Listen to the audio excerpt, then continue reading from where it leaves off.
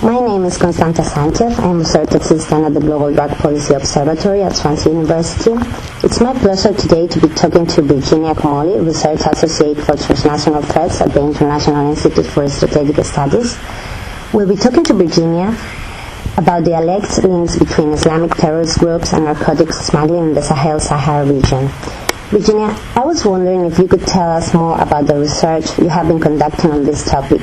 And to start with, considering the evidence seems to be limited, do you think extremist groups such as Al-Qaeda and Islamic Maghreb are being or have been major players in regional narcotics smuggling networks?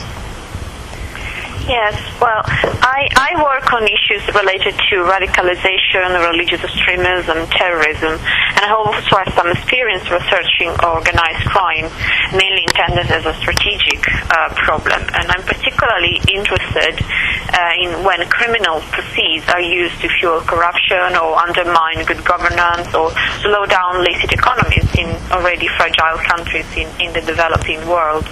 And naturally, I became very interested in how the two issues, extremism and organized crime, intersect, and the Sahel and West Africa regions provide very good examples of this phenomenon. And interestingly, it is exactly in the Sahel that the term gangster jihadist started to be used to describe this cooperation between extremists and criminals. I think the most interesting case is the one of Al-Qaeda in the Islamic Maghreb, AQIM, which emerged in 2006 as the rebranded Algerian GSPC, and it suffered very serious Algerian and American counterterrorism pressures. And these operations really greatly diminished the group's ability to carry out attacks and really forced AQIM to move to more remote parts of the Sahel, particularly in Mali and Niger.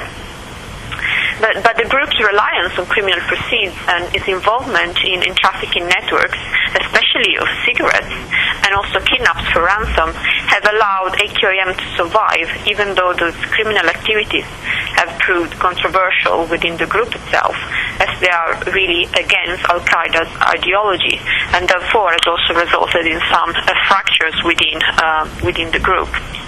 It's interesting to see how the involvement of AQIM in criminal activities has changed over time. Originally, they simply charged traffickers for passing through the territory it controlled.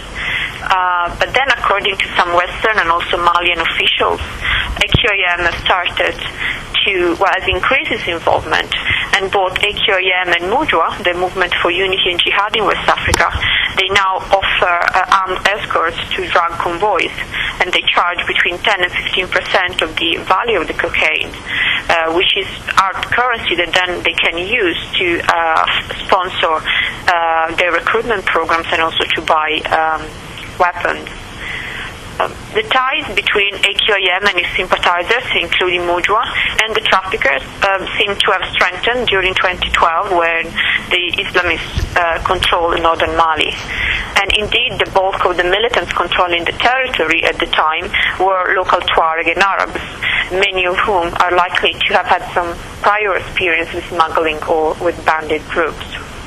MUJWA in particular controlled the city of Gao in northern Mali, which is a regional hub for shifting all contraband. It even has a neighborhood that is nicknamed Cocaine Bogo, which means cocaine town. The French operation that started in January 2013 has partly disrupted the narcotics flow, but the Islamist tie to the drug traffickers are likely to have remained largely intact. In fact, as Islamists attempt to reconstitute themselves in the most remote parts of Mali and also in neighboring countries, they will again be in the position to help smugglers in exchange for cash. One has to note, however, that while drugs are likely to have made a significant contributions to MUJWA's finances, kidnappings remain by far the most lucrative source of revenue. There is a very interesting study by a German researcher, Wolfram Lacher, that estimated that the ransom paid to AQIM and MUJWA between 2008 and 2012 amounted to between $40 and $65 million. But it's not just AQ or Al-Qaeda sympathizers who have gotten involved with the narcotics trade. There have been a number of investigations by the U.S. government that have exposed very tight links between South American drug traffickers and Hezbollah, the Lebanese terrorist organization.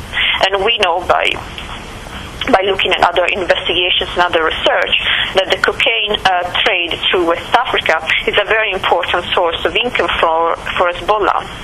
And as this was also confirmed by the UN and Interpol already back in 2009. As we know, the drug traffickers use West Africa as a shipping hub to expand into European and Middle Eastern markets. And what happens then is that drug proceeds get laundered through exchange houses in Lebanon and other parts of the region, and then some of the money is very likely to end up in Hezbollah's pockets.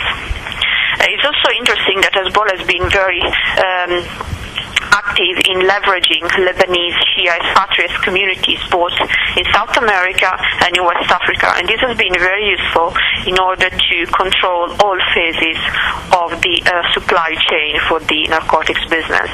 And even for a fee, Hezbollah has been known to facilitate trafficking networks for other groups, including the FARC in Colombia.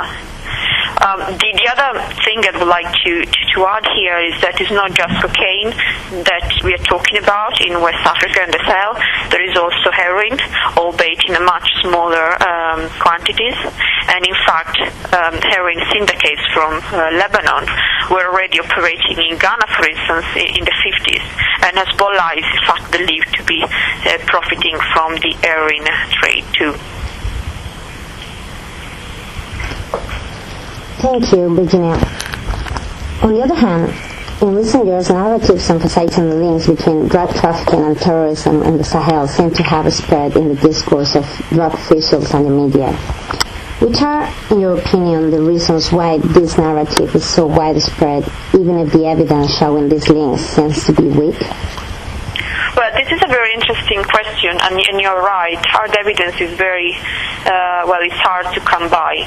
And it seems like that elements within the groups, especially in the case of AQIM and MUJWA, rather that the entire groups are involved in drug trafficking. Well, I have some ideas about it, some explanations. The first is that on the media front, I believe that the search for sensationalist headlines may have contributed to the conflation of terrorism and drug trafficking.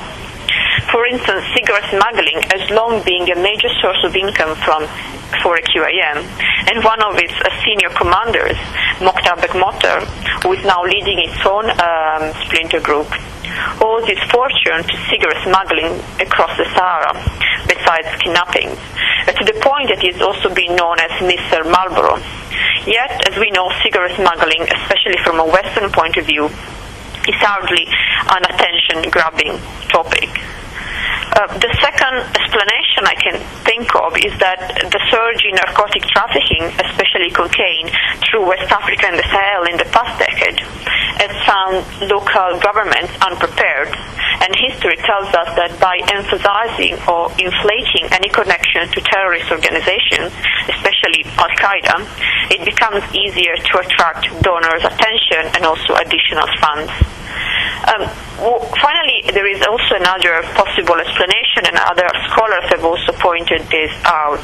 And I think that shifting the focus on extremist groups and placing a disproportionate blame for drug trafficking on outfits such as MUJWA serve the purpose of hiding the involvement, which is often considerable, of local political elites in criminal activities, including the narcotics business. And we've seen a number of cases of drug-related scandals in various countries in the region. Okay, thank you very much, Virginia. Thank you.